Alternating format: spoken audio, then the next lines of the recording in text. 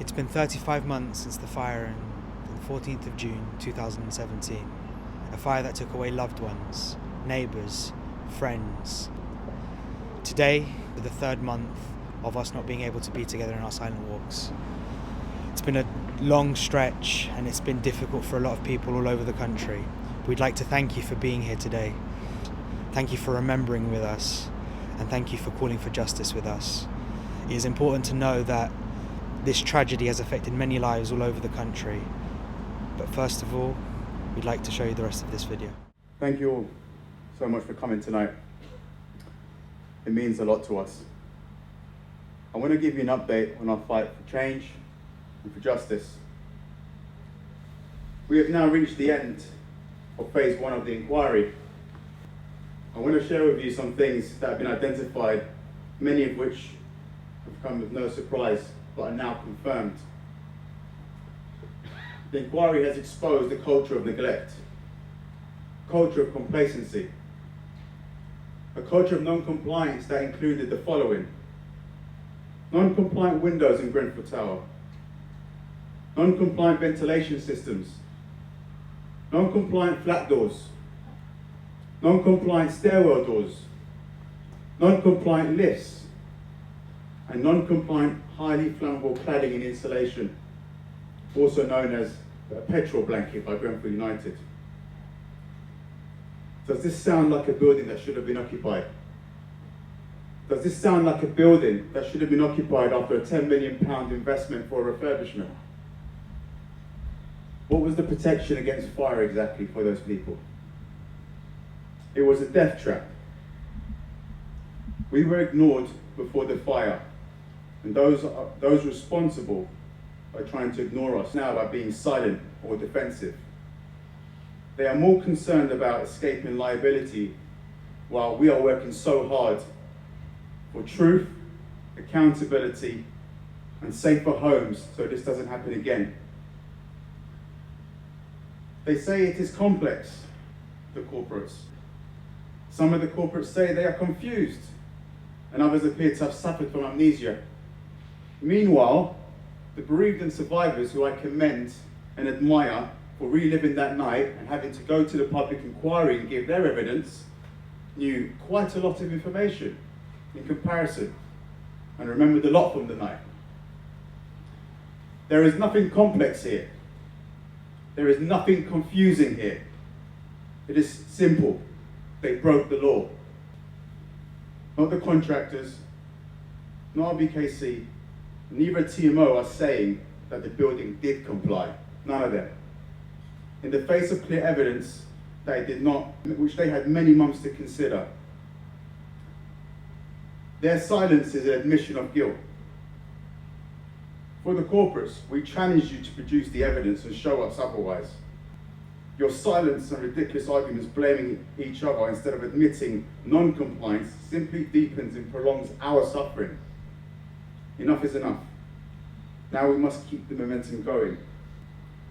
We have had many inquiries in the past to get to the truth, and millions have been invested, and they have got to the truth. But historically, the government have failed to act and implement key recommendations. We cannot allow this to happen with this inquiry. The government must act, as they are also partly responsible. Cladding kills. But it appears that that was not the only component of that building that was illegal. How many more are like this in the borough, in London, across the whole country? Grenfell must never happen again. Let me remind you that Grenfell United will continue to fight for the truth, accountability, and safer homes. We stand by you, the community. We cannot do it alone. We need our community. If there is a community that can fight for change, it is ours. You only need to study the history of this area to understand we've done it before on a completely different occasion for different things not related to something as catastrophic that's behind you. We have a big fight still ahead, but these companies and organisations don't know what they're up against. We are the community of North Kensington, and we are stronger together. We are united for Grenfell. Grenfell forever in our hearts. Thank you.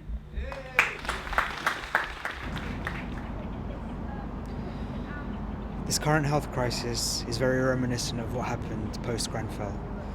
The fact that no one really knew what they were doing. The word unprecedented being thrown out multiple times. A lot of us feel this way, and have been feeling this way for the last month or so. But I want to remind people to stay strong. I want to remind people to stay in solidarity. That you don't need to be in the room with someone for a friendly chat, for a cup of tea. And it is in this sentiment that we feel that it is important that we still continue to do this silent march. It is in this sentiment that we continue to remember our loved ones.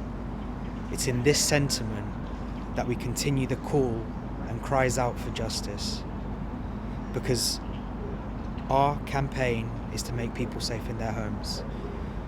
For us, it was a cladding scandal, but currently out there, all over the country, there are people who put their lives on the line, key workers, essential workers, who have unfortunately passed away.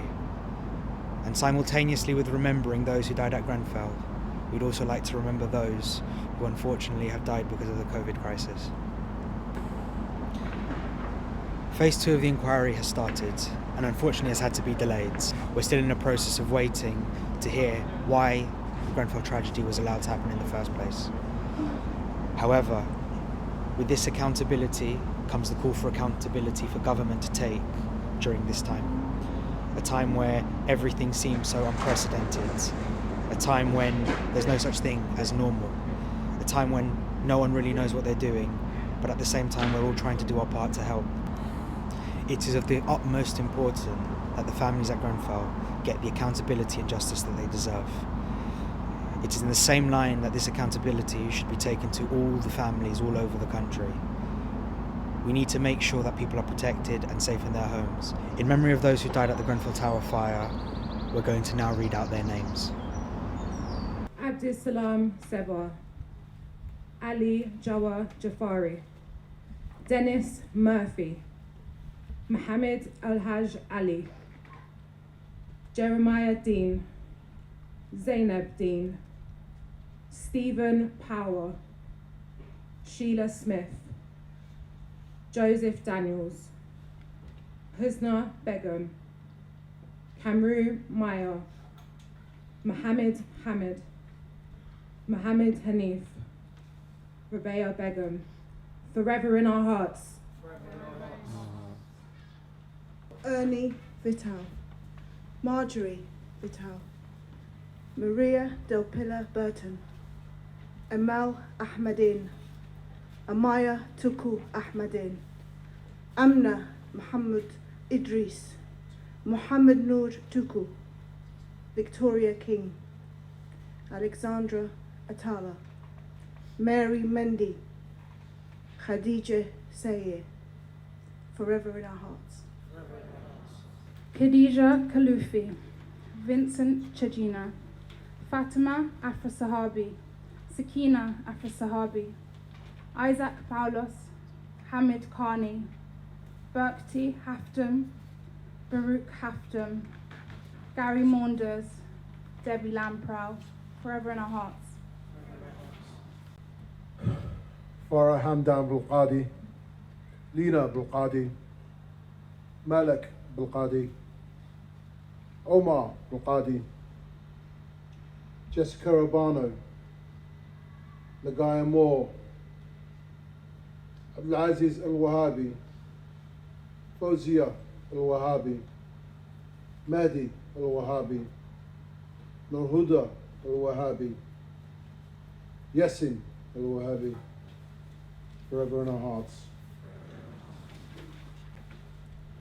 Anthony Tony Disson, Mariam El Gwahari, Esla El Gwahari, Raymond Bernard, Gloria Trevisan, Marco Gotardi,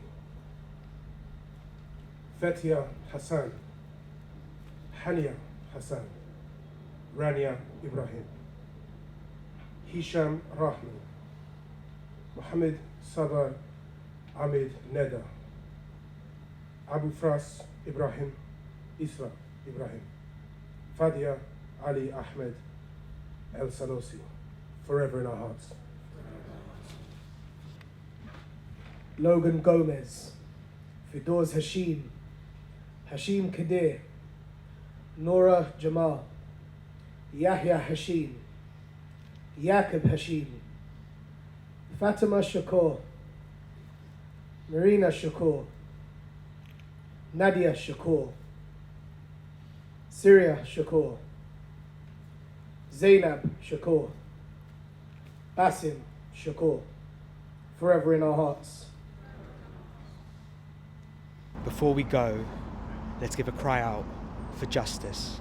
Justice. Justice! Justice! Justice! Justice! Justice! Justice! Justice! Justice! Justice! Justice! Justice! Finally, I'd like to thank you all for coming. Thank you all for viewing, sharing, and remembering in your own ways. Next month we'll be remembering the 3-year anniversary of Grenfell. If you'd like to know more about what we will be doing, please follow our social media accounts, the Grenfell Silent Walk and Grenfell United, for more updates. We'll be continuously making sure that everyone is aware of what is happening and what will happen.